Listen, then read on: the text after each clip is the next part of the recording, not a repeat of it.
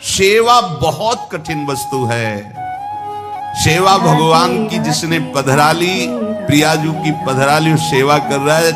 आप समझो श्री जी के निकुंज में हो, संशय मत करना, सीधे आपको श्री जी अपनी सेवा में लेंगे यदि सेवा विराजमान।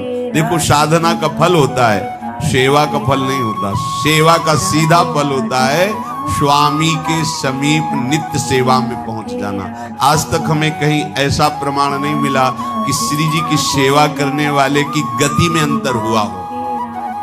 कहीं भी ऐसा, साधना से भ्रष्ट होते तो देखा गया, लेकिन श्री जी की परिचर्या करने वाला श्री जी को प्राप्त नहीं हुआ, ऐसा हमें अभी तक प्रमाण नहीं मिला। ये श्री राधा मोहन जी के आराध्य देव थे, आस्करन जी के, और ये सेवा में मगन रहते। देखो जब आप ठाकुर सेवा, जैसे आपको कि अब हम सेवा में रहेंगे तो हमारा काम कौन करेगा, तो पूरी सृष्टि तुम्हारे काम से चल रही है, तुम्हारे चलाए चल रही। अरे कुछ समय, घड़ी दो घड़ी तुम ऐसी निकालो जिससे एकांत चित्त से आनंद पूर्वक अपने लाडले ठाकुर को दुलार कर सको। उनको श्रृंगार करो, भोग लगाओ, आरती करो, 4 परिक्रमा करो, साष्टांग दंडवत करो। जीवन का परम लाभ है ये। पर नहीं, आप खाएंगे हलवा, गरम गरम पकौड़ी, चाय, और ठाकुर जी के सामने वो सफेद वाले दाना नहीं आते, चिरौरी रख दो ठाकुर। अरे भाई तुम क्या कर रहे हो, चोरी कर रहे हो तुम। घर में ठाकुर विराजमान, घर के मालिक विराजमान, हमें जल्दी ऑफिस जाना है, गरम गरम परेठा, ये वो सब, और ठाकुर जी के सामने। हम तो देखते हैं जैसे कोई ठाकुर जी के दर्शन कराने के लिए लाता है तो 4 टाफी, वो भी प्लास्टिक से लिपटी हुई, मतलब देख केवल ले, खा भी नहीं सकते हो क्योंकि प्लास्टिक लगी हुई, ऊपर कवर एकदम ऐसे रखे हुए हैं।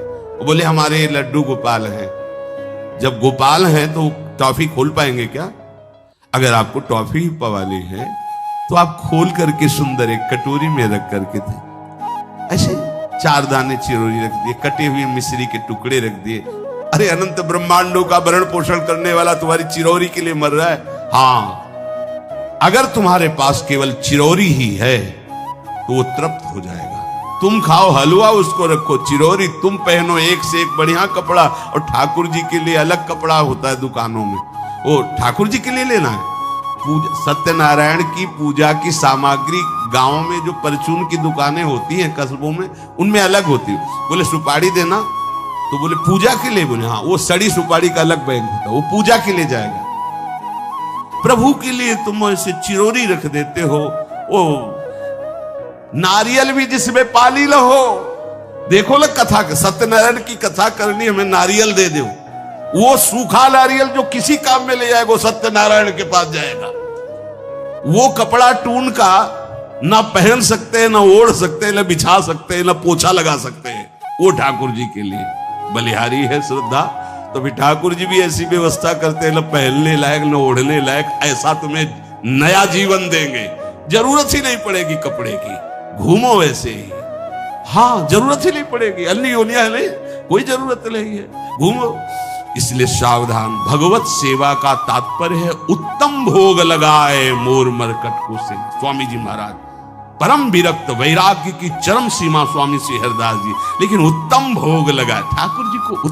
उत्तम तुम्हारे पास जो कुछ है उसमें सबसे बढ़िया भोग बनाओ। धन्ना जी के पास बाजरा की रोटी भी पूरी नहीं थी कि भरपेट पाले, तो एक रोटी रोज ठाकुर को रखते, आधी ठाकुर जी पाते थे, आधी आप पाते। सुदामा जी के पास कौन सा माखन मिश्री था, वो तंदुल जो पछोरने से बाहर निकलते हैं, किसी काम में नहीं, वो लेके गए थे। ठाकुर जी पाते हो कहते आज मैं तृप्त हो गया। सबरी जी के पास क्या था? क्या था? जंगली बेर, कहीं कड़ुआ कसेला ना हो, इसलिए चख के मेरे रघुनाथ जी को कहीं कसेला ना लगे। प्रभु वाह वाह करके पा रहे। विदुरानी जी ने कौन सा 56 भोग पवाया? केले के छिलके, भाव दशा में डूबी हुई। देखो हमारे ठाकुर को कुछ नहीं चाहिए, भाव से समझिए। ये बिहारी जी को 4 घंटे बैठने के लिए 10-10 लाख रुपए का फूल बंगला निकले, काम थोड़ी चलाया जाता है। अरे हमारे लाडले सरकार है, अगर 4 घंटे बैठ गए 10 लाख खर्चा हो गया तो क्या? अनंत ब्रह्मांडों का सृजन करने वाला ठाकुर हमारे पास नहीं है, तो ठाकुर जी को आपका भाव चाहिए। और आप तो सो बढ़िया पलंग में, और ठाकुर जी को एक छज्जा में विराजमान किए, छज्जा में ऐसे उतर नहीं सकते, मतलब कूदे तो वैसे ऊंचे, अगरबत्ती दिखा दी आप तो नहीं, अपने लाड़िले ऐसे प्यार करो, ऐसी जगह सिंहासन रखो कि उतर कर अगर आपके वन विहार करना चाहे तो उतर लेना, ऐसा विराजमान आराम से।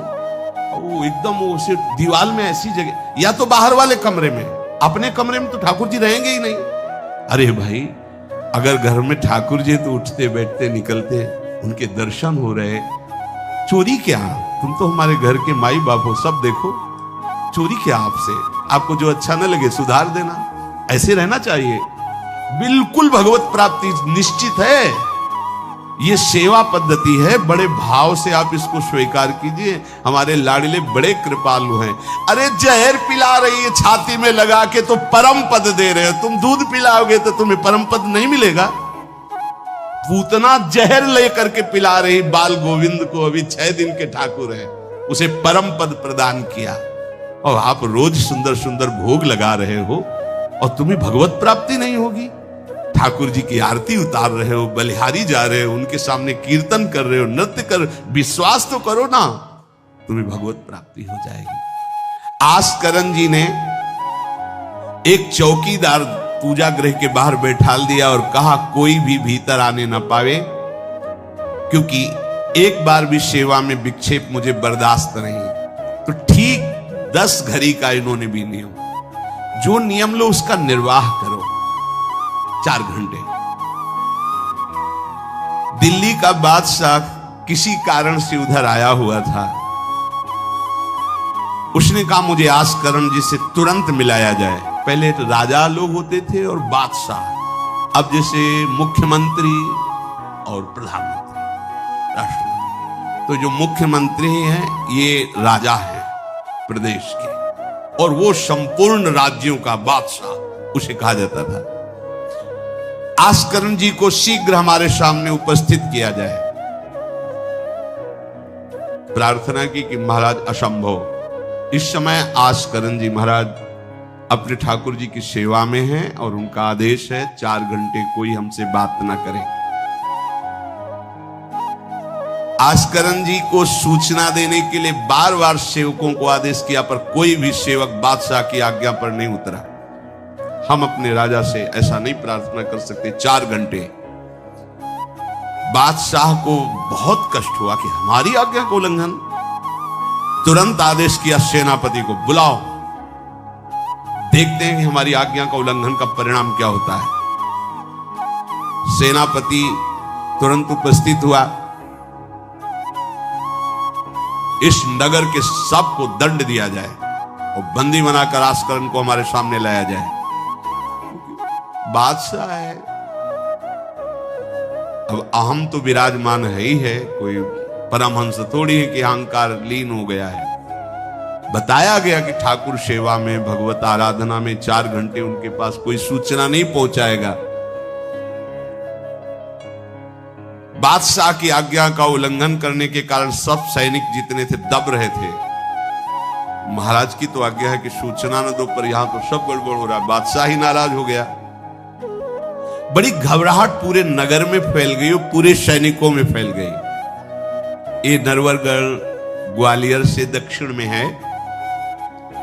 आस्करण जी ना शिकार खेलते थे, ना किसी को दंड देते थे, बस केवल भगवत सेवा, नाम जप, नाम कीर्तन, पूरे नगर को सब सुविधा, सबके घर में ठाकुर सेवा, सबके यहां नाम कीर्तन सुनाई देना चाहिए। जिसको जो जरूरत हो राज दरबार से ले जाए। किसी को लग सकता है अगर ऐसे बढ़ता रहेगा तो राज खजाना खत्म हो जाएगा। नहीं, अज्ञान से तुम सोचते हो। एक बार पूज्य पादुड़िया बाबा के यहाँ 500 लोगों का भोजन बना। अब वहां उत्सव में 5000 से भी अधिक लोग आ गए, तो जो सेवक जन थे, भंडारी थे, भाग के आए, बाबा अब तो बहुत ही हानि हो जाएगी, क्योंकि सब लोग आ गए, 5000 के लगभग लोग हैं और 500 का ही भोजन बना है। बाबा जी ने कहा घबराने की जरूरत नहीं। गए, अपना ऊपर का चला ऐसे डाल दिया जो रसोई बनी हुई थी। बोले इसे खोलना नहीं, बस बांटते जाओ। सब पा चुके, जितना बना था ना। भगवत प्रताप। हरिराम व्यास जी की बेटी का ब्याह, रात्रि में बारातियों के स्वागत के लिए एक से एक सुंदर पकवान बने हुए थे, क्योंकि जिनके चेला मधुकर शाह राजा थे उनके पास कमी क्या, सब सुविधाएं। हरिराम व्यास जी ने सोचा ये संसारी आदमी इतने सुंदर सुंदर पकवान पाएंगे, ये तो ठीक नहीं है। वृंदावन के संत जन लेंगे तो अपने ठाकुर का भोग लगाएंगे, पाएंगे, कीर्तन करेंगे। कोतवाल को बुलाया वृंदावन के और कहा सब वैष्णव जनों को कह दो कि तुरंत आ जाओ, रमनिया ले जाओ। देखो कैसी भावना है, बेटी का ब्याह है। बोले संसारी आदमी बाराती क्यों पाएंगे, अब आप हो तो कह दे अरे इज्जत चली जाएगी, बाबा जी को खवाने से क्या इज्जत है, बारातियों को खवाएंगे तो इज्जत बनेगी।